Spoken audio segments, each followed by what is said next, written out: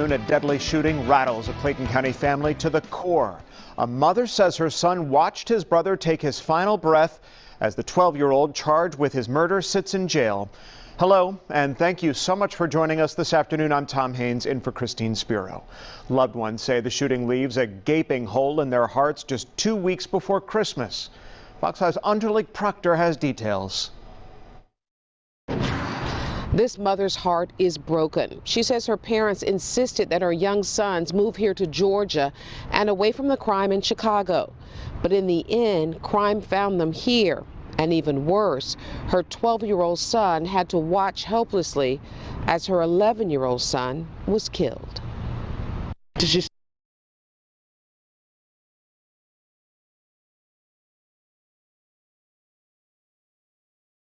What is going on, my Patriots? How y'all guys doing? Welcome to another edition of Blackistan Chronicles. If it's your first time tuning into the broadcast, do me a favor, hit the like button, hit the subscribe button, hit the notification bell up top. Please like and share. Please like and share. With that being said, let's jump into this. Shout out to my man's AK Nation. Okay, he jumped on the story first. I heard about the story before he even had a chance to post it. I was gonna post it actually today, but he beat me to it yesterday. But it's in my home state, so I'm gonna rep. You know what I mean? But not my home state, but the state that I'm staying in now. So you know I got a rep for Georgia. Man, this right here is so sad. Now me and my wife have had a little disagreement on the situation with the 12-year-old that did this. Basically, they're trying to figure out where the 12-year-old got the gun. They were all hanging out together, and all of a sudden, 11-year-old was like, "Man, you play too much." 12-year-old pulls out the gun, and well, you can go from there. What happened? All right. Basically, deleted this young man by aiming at his head. You know, when I hear these stories, it saddens me because this is the new culture we live in, right? 12 years old, the only gun I could think of picking up was either to shoot deer with a rifle or a BB gun or an air rifle, you know, the little airsoft rifle guns, maybe a paint gun. But this age, it's got to be a lot more intense. They're getting younger and younger with guns. But let's continue with the story.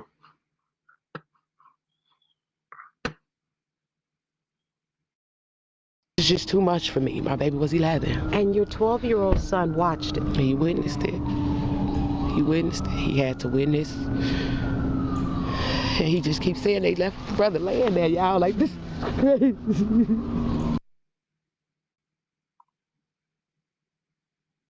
The pain in that mother's face, man. What's going on, Mary G? The pain in that mother's face. You know, they left a place called Chicago. Now, if you don't know about Chicago, Chicago is very violent. Okay? I mean, we talked about it all on my channel, AK channel. A lot of us talk about how violent Chicago is. I mean, so to be able to leave Chicago and come to Atlanta,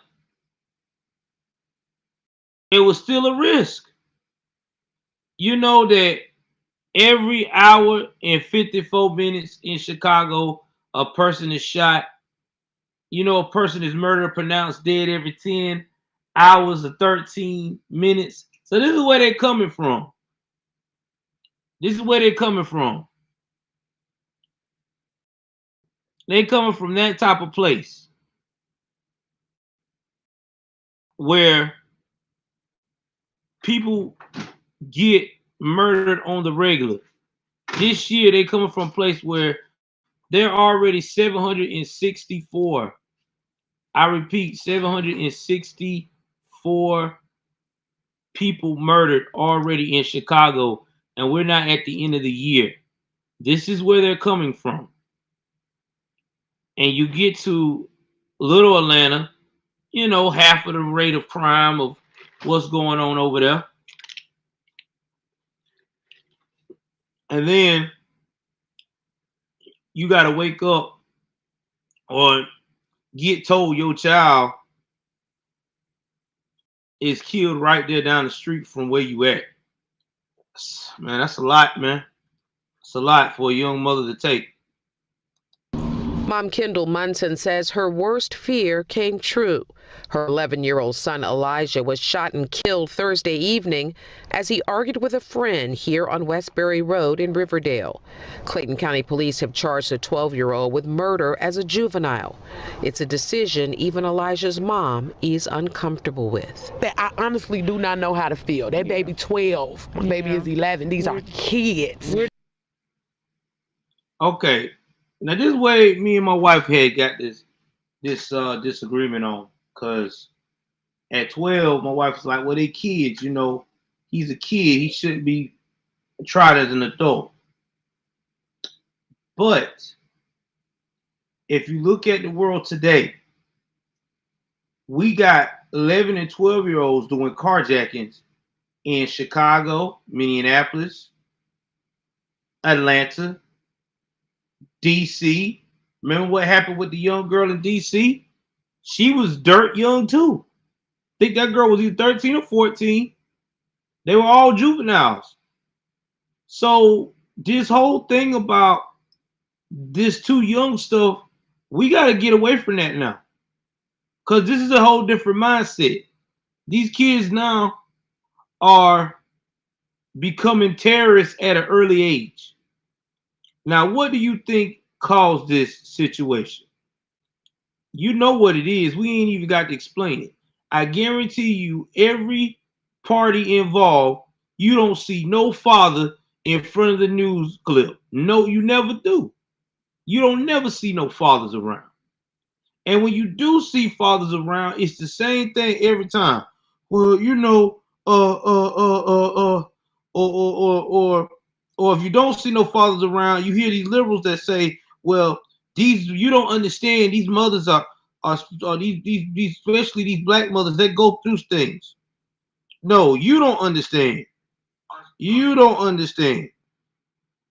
You don't understand the hypocrisy you're saying right now. That's what we're trying to tell you. You're not understanding. And it's a damn shame that y'all don't understand it. This child, both children lives are destroyed because, again, there's no father involved. None. There's no man, I ain't seen no man yet come on TV that was a part of that child's life, grandfather, great granddaddy, some man that was a part of that child's life as a mentor that said, okay, you know, I was there for my son, or, you know, we've been talking to my son about these dangers. And then you want to know why everybody look at us in the black community as we can't do for self. This stuff right here is a perfect example, man. A perfect example. Nobody didn't take the time to tell this young lady that, or that family, yo, you don't need to move to Atlanta. You need to move further south to Georgia. But then again, they would have been complaining about, well, ain't no transportation, it's too slow. I got to be in the city.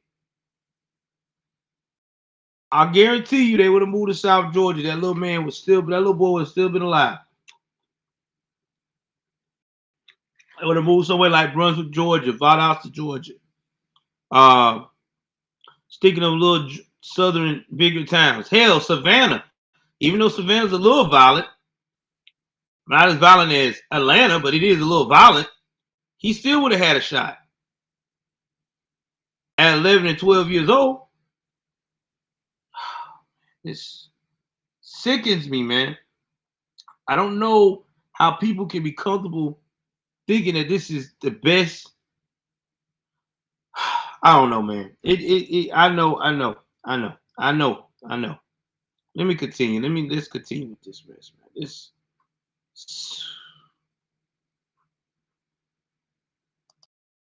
We're divided. Y'all should be playing in a sandbox somewhere. Ironically, the Munson family moved to Georgia in hopes of avoiding crime and violence up north. We left Chicago to, you know, try to escape, you know, gang activity and this type of violence. And, you know, even though I truly believe this was an accident, I don't believe that there was any malice in this child's heart. He was a child that had a gun who should not have had a gun. Okay. Again, I disagree. You said there's no malice in this child's heart. They had an argument. The young man took that gun out and made that decision to end your grandson's life. But here you are again trying to play Captain Save a Kid. This is why, y'all, a lot of people in the black community continue to do crime after crime after crime. There is never any kind of let's hold you accountable. There's no accountability worth so damn ever. It's like it disappears. It's like they get on a spree of let's try to save the child from its consequence. Newsflash. That child knew what he was doing. I'm going to say it again. They know what they be doing. They're robbing at the age of 6 years old. Excuse me. At the age as young as 9 and 10 now. In Chicago and major cities. We report on this all the time. So don't give me that BS. Don't give me that BS now that this child don't have no malice in his heart. He had malice at that time. That malice was, I'm mad with my friend. I'm going to go up here and show my friend don't play no games with me. That's just what it is, man. That's just what it is. And another thing that makes me mad before I even play. Y'all can be that forgiving for situations like that, but let it would have been colors was reversed. Y'all wouldn't have been talking that nice and forgiving. Y'all would have called that child every name in the damn book. You know I ain't lying. If the roles was reversed, if that was a white child at 12 would have shot the black child at 11, y'all would have made it a hate crime. You know I ain't lying. See, man, it's the hypocrisy, man. I just don't get it in the community. It's just so the hypocrisy is accountability. Hypocrisy don't never works over here. I understand it, man. The shooting happened right in front of Jerry Shepard's house. His wife actually witnessed the fatal shooting. One of them was saying the guy that shot the 11-year-old said, "You play too much, man." And next thing you know, he pulled out a gun and shot him right in the head. Clayton County police say they are still investigating just who owned that gun and whether that owner will face charges. In Clayton County, Angelique Proctor, Fox 5 News. Southwest.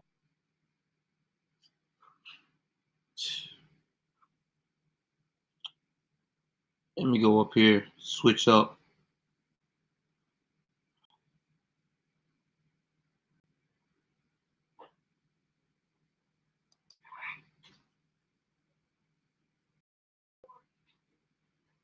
Give me 1 second. I hate making these stories, man. I really do. I hate reporting on these stories. I really do. And the reason why is because This kid was 11 years old. 11. It goes back to we don't have no accountability. We have no children, no fathers in the home. None of that.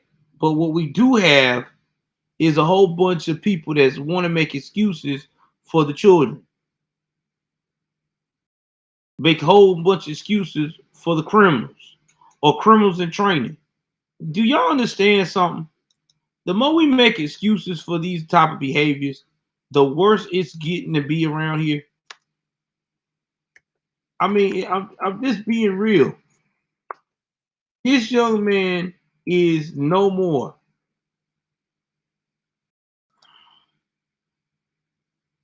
No more. This young man is gone. All because of a friend of his decide to get a gun and delete him. Now give me a second, because I want y'all to see this young man's face for a minute. Because this about to get real. We about to have a discussion. Because this happened in my state, and I think it's time we had this coming to Jesus meeting this morning. For a lot of y'all so-called parents out here who keep thinking that it's not important to have men in the home. It's not important to hold kids accountable. It's always excuses. Because y'all finna get pissed off with me today, but I'm finna go in. Because it's about time somebody go in on your asses, because y'all being retarded. Y'all really are. I'm gonna put this young man side by side of me this morning, because y'all ain't gonna like this at all. I don't care. This young man was cut down in his prime because people failed him. And the other kid that did it, people failed him too. Yeah, I'm saying it. I don't give a shit. There was failures across the board. All across the board.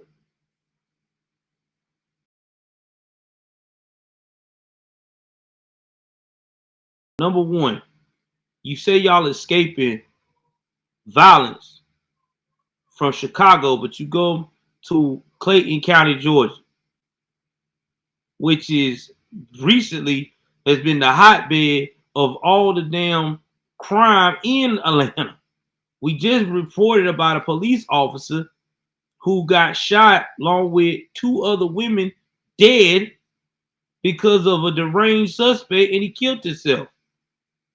We also talked about how Clayton County has had problems with other crimes and break-ins. So gang violence is all in Chicago, is in Atlanta. Atlanta is one of the blood centrals. So we need to stop this whole, well, I escaped. No, you want to be in a bigger city. And I understand. A lot of people can't deal with the country life. It's cool.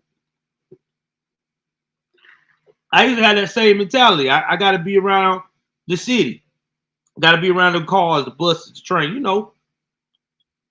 But as I gotten older and I'm seeing this crime and I see where I want my children to be safe and raised at, I don't want no parts of the city right now. I would rather be in the city when I'm older and I don't have children to be looking after, because times are too crazy.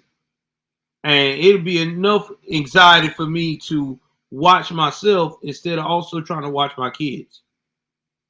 Now, getting back to the fathers in the home, again, and I will say it again while I was reporting, I did not see no fathers talk in any presence of these young men.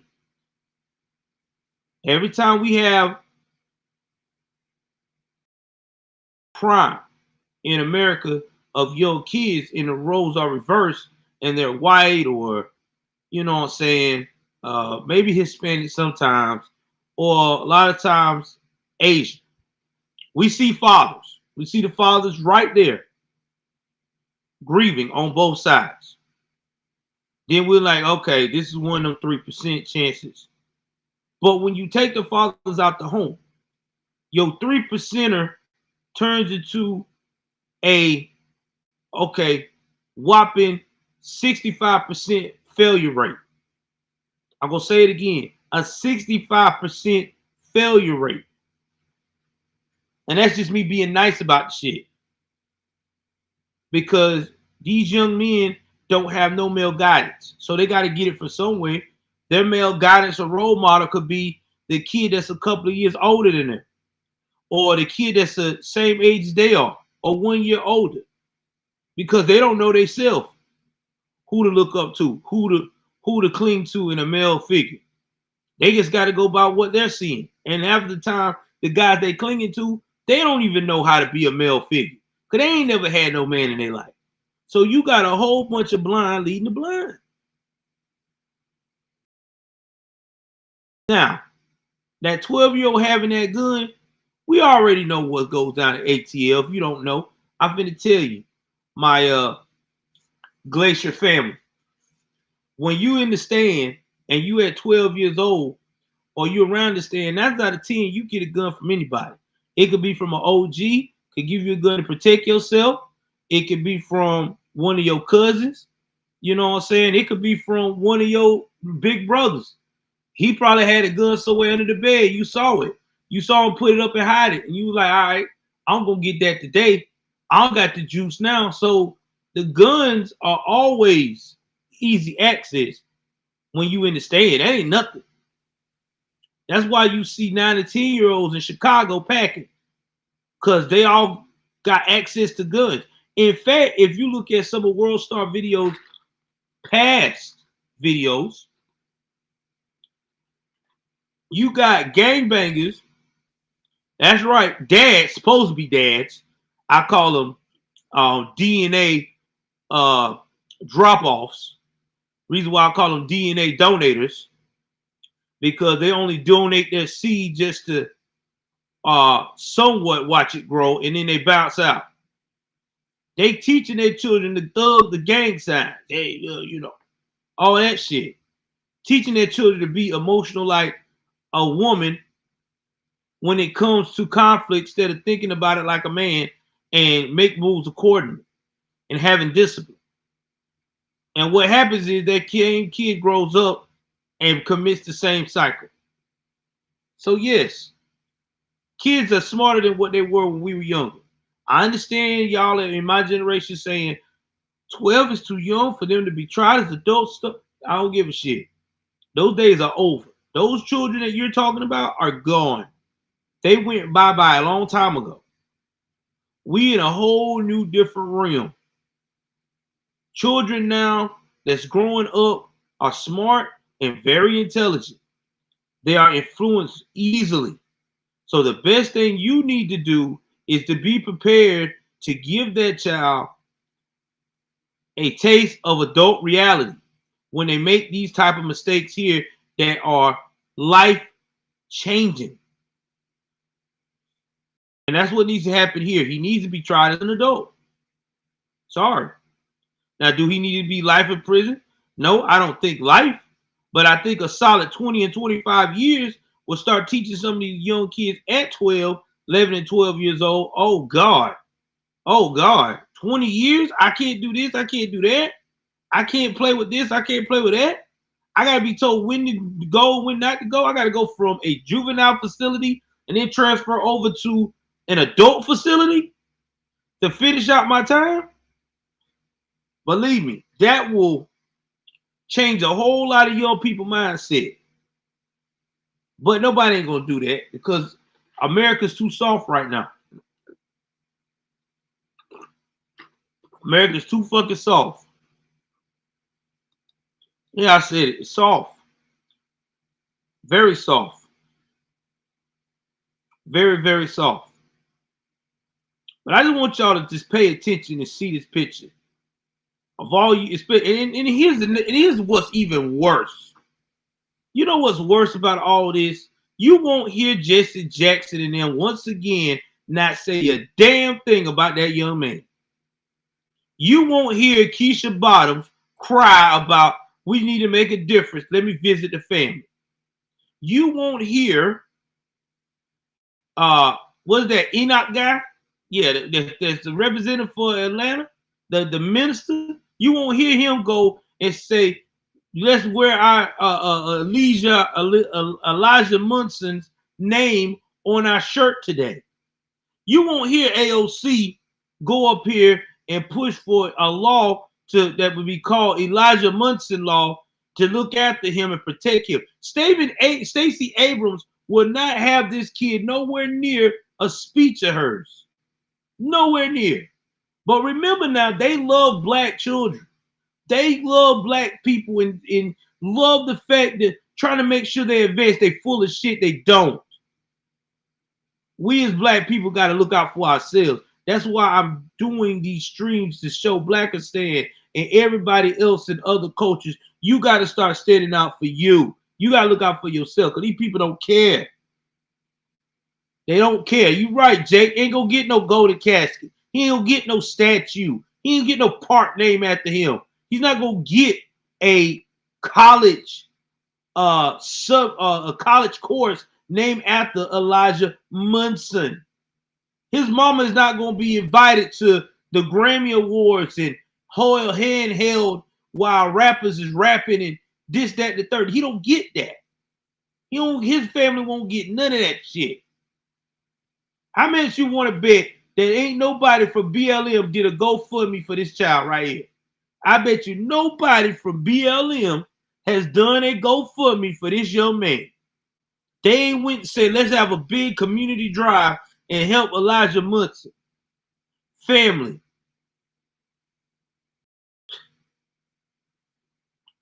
They don't care, man. Told you they don't care. It don't fit the narrative. And let's talk about the 12-year-old. How much you want to bet BLM in what's his name? Old Benji Crump ain't gonna come to his rescue. Lee Merritt ain't gonna send one of his crony lawyers to check on the young man and make sure he get a fair trial. They full of shit. They don't care, man. Yeah, me and AK the only one that giving it to attention. Shout out to AK. I just go a little bit more in depth because it pisses me off and I want the world to know how I really feel and how they should be outraged too. That these grifters don't look at these situations here. Because this right here is a sad case of what the fuck. Because this child got failed, man. This child was failed. This little boy, 11 years old, man. 11. I got a nephew that's 11 years old. I have a nephew that look like that. Same skin tone, man. So yeah, I'm pissed. Because I'm tired of seeing this. I'm tired of seeing people acting like that this black on black crime ain't no big deal. When it's been a big deal for years, it's now gotten worse. Way worse. Because we got people out here that's glorifying it in their own little way.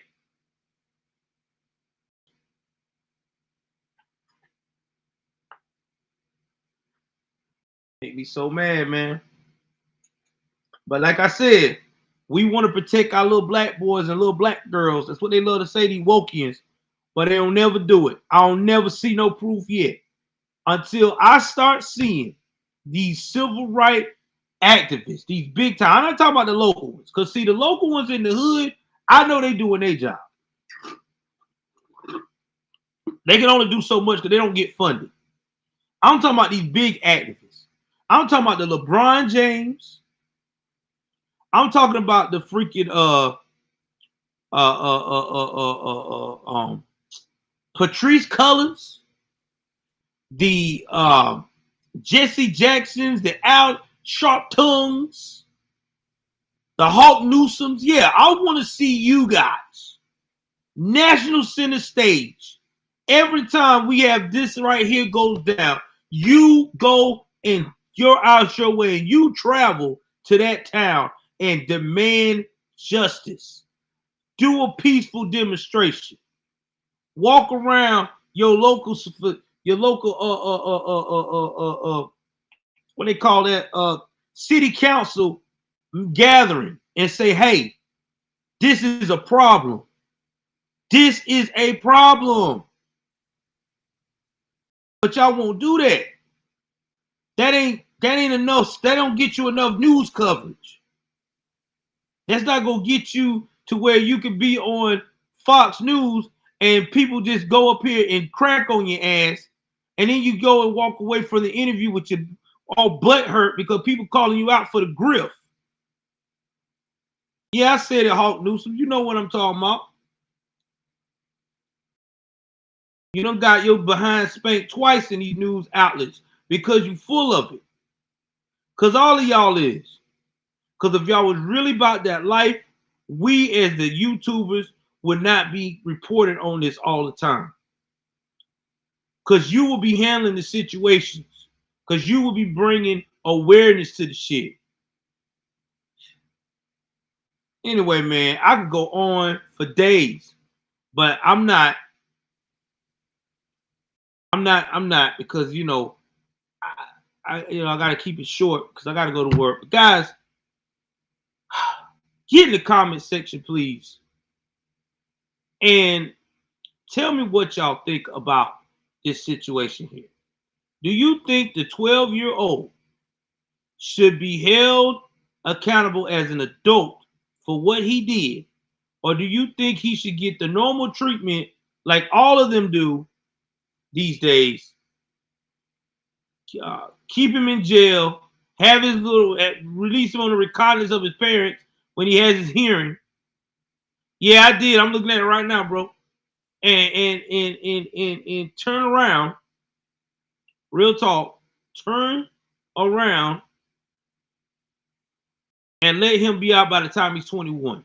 I need to know what y'all think is the best plan.